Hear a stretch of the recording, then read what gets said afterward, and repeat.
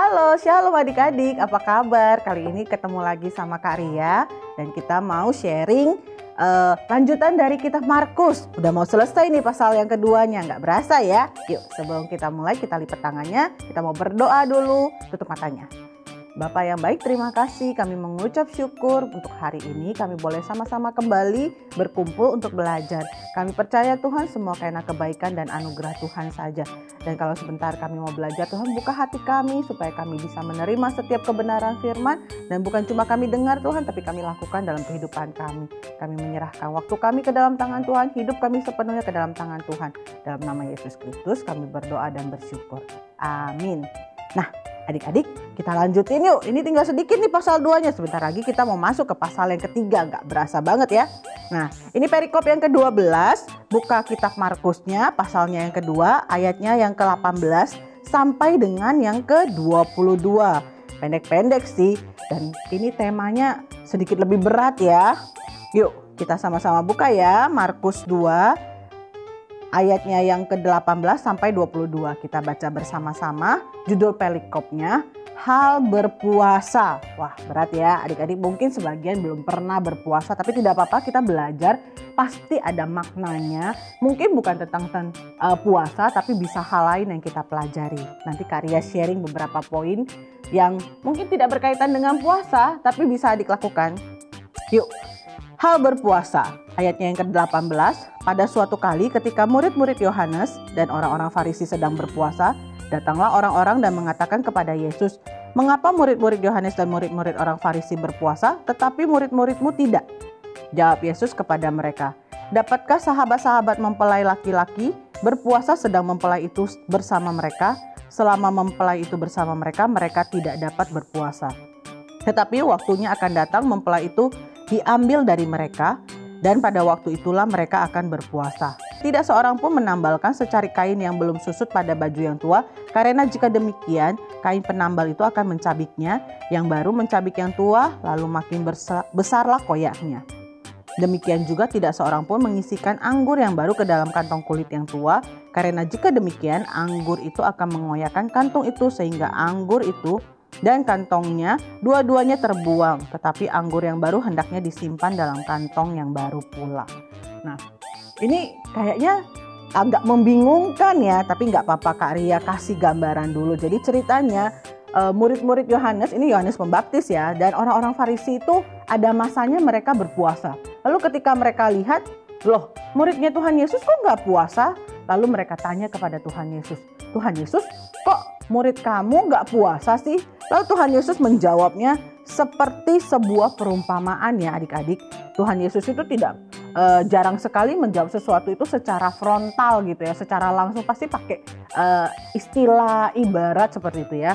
Nah, Tuhan Yesus bilang kalau ada mempelai laki-laki, gak mungkin dong, mempelai itu pengantin ya, kalau ada lagi acara pesta, ada pengantinnya, masa sih kita berpuasa gitu kan, nanti akan tiba saatnya berpuasa. Lalu ditambahkan dengan ilustrasi bahwa kalau misalnya kain ada yang sobek, lalu mau ditambal, lalu nggak mungkin pakai tambalan baju yang baru tapi kainnya belum susut. Karena kalau belum susut nanti akan tibanya kayak mengkerut gitu, lalu kain yang sobek itu ketarik makin koyak, makin sobek gitu kan katanya.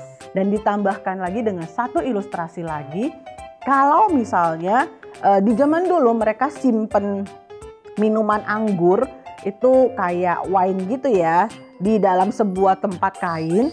Lalu kalau tempat kainnya sudah lama, sudah tua, diisi anggur yang baru itu masih sangat asam dan sifat. Nah, ini kalau buat adik-adik yang belajar pelajaran IPA pasti tahu kalau anggur itu bersifat asam, dan asam itu mengikis, makin lama membuat jadi tipis gitu ya. Nah, kalau misalnya kainnya sudah tipis, ditaruh lagi anggur yang bikin kikis makin besar, maka nanti kantongnya sobek, dan yang terjadi adalah kalau sudah sobek ya anggurnya kebuang, kemudian kainnya pun sobek, kantongannya pun nggak ada. Jadi harusnya yang baru masukin ke kantong yang baru yang masih bagus gitu ya, yang belum ada sobekannya sehingga kuat menampung.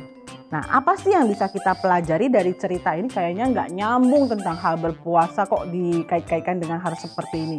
Tapi nggak apa-apa. Kak Ria mencatat ada tiga hal yang bisa kita pelajari. Yang pertama itu adalah Tuhan Yesus itu gak mau gitu ya orang itu puasa karena ya kewajiban, ya karena harus. Jadi kayak gak ngerti ngapain berpuasa. Padahal tujuan kita berpuasa itu adalah belajar untuk benar-benar menyerahkan hidup kita, mengandalkan sepenuhnya kepada Tuhan. Adik-adik bayangin ya, ketika kita lagi berpuasa itu kan lemes, capek gitu ya. Dan kalau kita tidak mengandalkan dari Tuhan, bawaannya apa yang terjadi tau gak sih? Bawaannya mau marah. Karya pernah ya berpuasa itu waktu awal-awal belajar itu bawaannya emosi. Sebentar-sebentar kegoda pengen makan, sebentar-sebentar kegoda pengen minum. Suka lupa kalau lagi berpuasa karena nggak ngerti tujuannya ngapain, dan jadi emosi kalau ada orang yang ganggu Kak Ria kan, lo nggak tahu ya saya lagi capek berpuasa nih, puasa nih capek nih gitu kan. Nah Tuhan nggak mau yang kayak gitu, puasanya kayak terpaksa. Jadi kalau kita benar-benar mau berpuasa itu kita mau benar-benar Tuhan, saya mau belajar untuk merendahkan hati saya, membuang segala kemampuan yang selalu mengandalkan diri sendiri, yang selalu merasa bahwa saya bisa, saya mampu gitu ya. Untuk belajar, saya serahkan kepada Tuhan, saya nggak bisa, saya butuh Tuhan. Itu hal yang pertama yang Tuhan mau ajarkan. Jadi nggak bisa dipaksain kalau orang lain puasa terus kamu ikut puasa. Lalu yang kedua, seperti yang tadi sudah Kak Ria sampaikan, Tuhan mau kita benar-benar mengandalkan Tuhan. Yang pertama tadi itu mengerti, nggak boleh dipaksa kalau puasa. Yang kedua, benar-benar mengandalkan Tuhan. Lalu yang ketiga itu adalah ketika kita berpuasa, kita itu benar-benar menyalipkan kedagingan kita. Maksudnya apa sih menyalipkan kedagingan kita? Maksudnya benar-benar membuang semua hal-hal yang kita inginkan. Kalau pada saat puasa saya pengen ini, saya pengen itu, saya pengen ini, saya pengen itu kita belajar untuk saya harus belajar, namanya juga berpuasa ya, berarti membuang apa yang menjadi keinginan kita. Kalau misalnya ada orang yang berpuasa kemudian nanti buka puasa saya mau makan sepuasnya, wah itu namanya diet doang, bukan puasa, diet doang. Tuhan mau kita belajar berpuasa itu apa yang kita inginkan banget itu enggak, saya enggak mau. Saya mau benar-benar ya biasa aja, nggak pakai balas dendam gitu ya. Begitu buka puasa, makan sepesta-pestanya gitu ya, makan sebanyak-banyaknya karena dari pagi saya sudah kelaparan. No, Tuhan mau ya udah kalau buka puasa ya makan seperti orang yang biasa saja gitu ya, normal gitu ya. Itu yang poin tentang berpuasanya. Jadi kalau adik-adik sampai suatu saat nanti diberikan pengertian gitu ya, diberikan keinginan untuk berpuasa gitu ya. Nah, ingat, yang pertama jangan kayak terpaksa ikut-ikutan orang gitu ya. Terus yang kedua harus benar-benar mengandalkan Tuhan. Tuhan, saya nggak sanggup nih kalau saya puasa hanya mengandalkan kemampuan saya harus butuh Tuhan. Setiap kali sudah mulai lemes, Tuhan kasih saya kekuatan supaya saya bisa menjalani puasa saya sampai selesai.